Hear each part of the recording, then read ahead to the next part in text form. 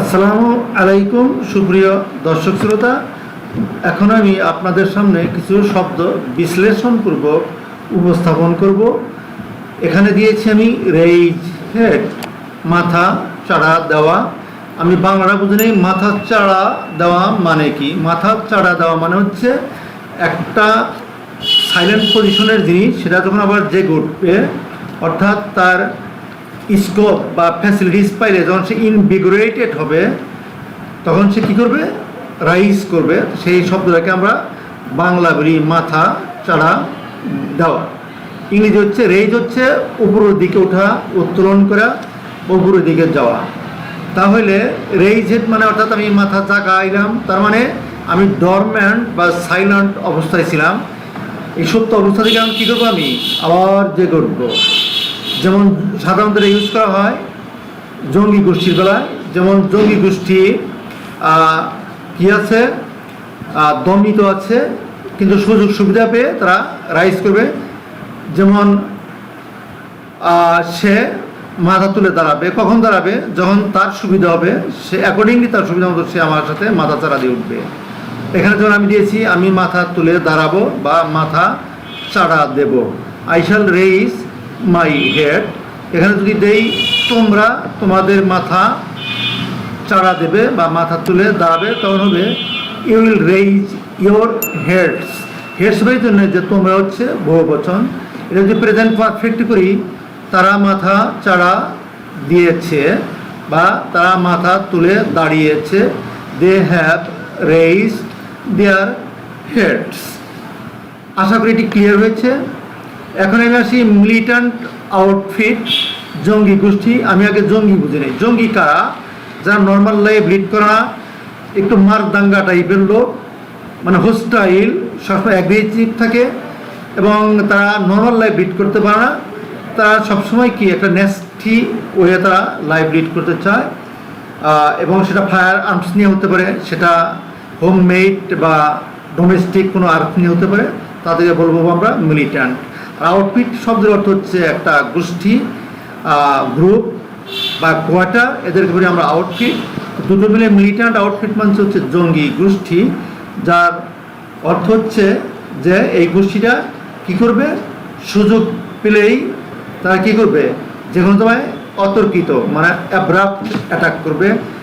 সে 2004 সালে মেবি বাংলাদেশে একটা ডিস্ট্রিক্ট বাজার সবগুলো ডিস্ট্রিক্টে একই টাইমে একই কায়দায় একই স্টাইলে একটি গোষ্ঠী দ্বারা হামলা হয়েছিল, বম্বিং হয়েছিল। সেটাই হচ্ছে মিলিট্যান্ট আউটফিটের অ্যাক্টিভিটিস। তো মিলিট্যান্ট আউটফিট কোনটা, যেটা সরকার কর্তৃক বৈধ কোনো বা লিগালাইজড কোনো গ্রুপ নয়, কোনো পার্টি নয়, সে তাদের পলিটিক্যাল কোনো লেজিটিমেসি অথবা লিগালাইজেশন নাই, তাদেরকে আমরা বলবো মিলিট্যান্ট আউটফিট। আমি উদাহরণ দিচ্ছি, আমি জঙ্গি গোষ্ঠী ধ্বংস করছি, present continuous tense, I am destroying the militant outfit.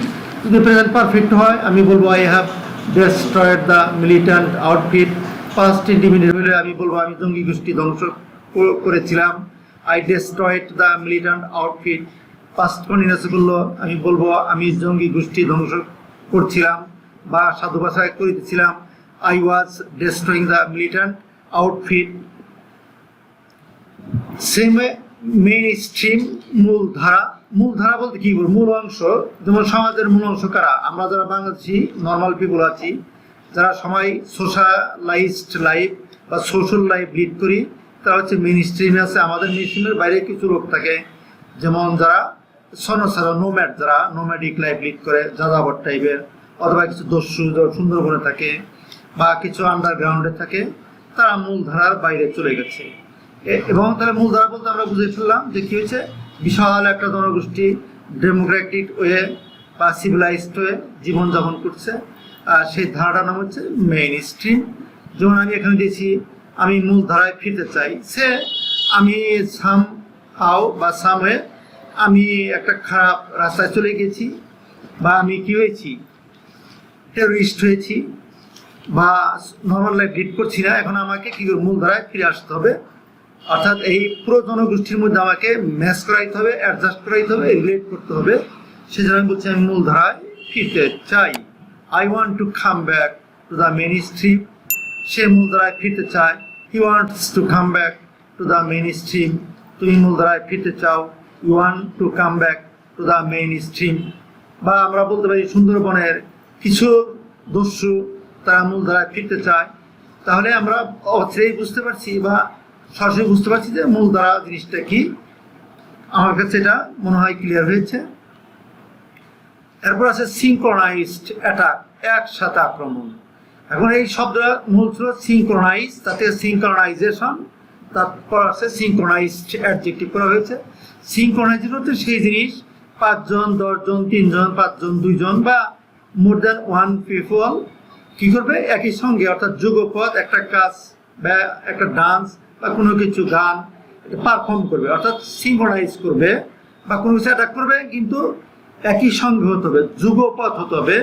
এটা টাইমের হেরফের হলে হবে না, একটা সেম টাইমে একটা পার্টিকুলার পয়েন্ট অফ টাইম হতে হবে, তখন আমরা সেটাকে বলবো সিনক্রোনাইজড। তাহলে এখানে আছে সিনক্রোনাইজড অ্যাটাক, একসাথে আক্রমণ। তাহলে আমি এক্সাম্পল দিয়েছি, আমি সমন্বিত আক্রমণ চালাই, I carry out synchronised attack. সে সমন্বিত আক্রমণ চালায়, he carries out synchronised attack. তুমি সমন্বিত আক্রমণ চালাবে, you will carry out synchronised attack. আমরা সমন্বিত আক্রমণ চালিয়েছিলাম, we carried out synchronised attack. তো সিনক্রোনাইজড অ্যাটাকটা আশা করি আমরা বুঝতে পেরেছি। তারপর আছে রিক্রুট নিউ মেম্বার্স, নতুন সদস্য নাও। রিক্রুট শব্দটা সমাজে খুবই একটা ফ্যাশনেবল বা প্রচলিত শব্দ। যেমন আমরা সেনাবাহিনীতে নতুন সদস্য নিলে আমরা বলি সেনাবাহিনী নতুন সদস্য রিক্রুট করছে। পুলিশে নতুন সদস্য রিক্রুট করা, অর্থাৎ পুলিশে তখন নিয়োগ দেওয়া হয়। বা কোনো স্কুলে টিচার না হলেও মানে যে কোনো ডিপার্টমেন্টে নতুন লোক নিয়োগ একটা, সেটাকে আমরা বলবো রিক্রুট করা। তো রিক্রুট নিউ মেম্বার্স, আর সবসময় রিক্রুট করার সময় নিউ মেম্বারদেরকেই নেওয়া হয়, এই জন্য রিক্রুট নিউ মেম্বার্স, নতুন সদস্য নেওয়া। এখানে আমি এক্সাম্পল দিয়েছি, আমি নতুন সদস্য ভর্তি করছি, I am recruiting new members. Bangladesh army নতুন সদস্য নিচ্ছে, Bangladesh army is recruiting new members বা নিউ সোলজার্স। এরকম বাংলাদেশ পুলিশ যদি নতুন সদস্য নেওয়া হয়, তাহলে বাংলাদেশ পুলিশ ডিপার্টমেন্ট দিয়ে পারি বা Bangladesh police is recruiting new members. এভাবে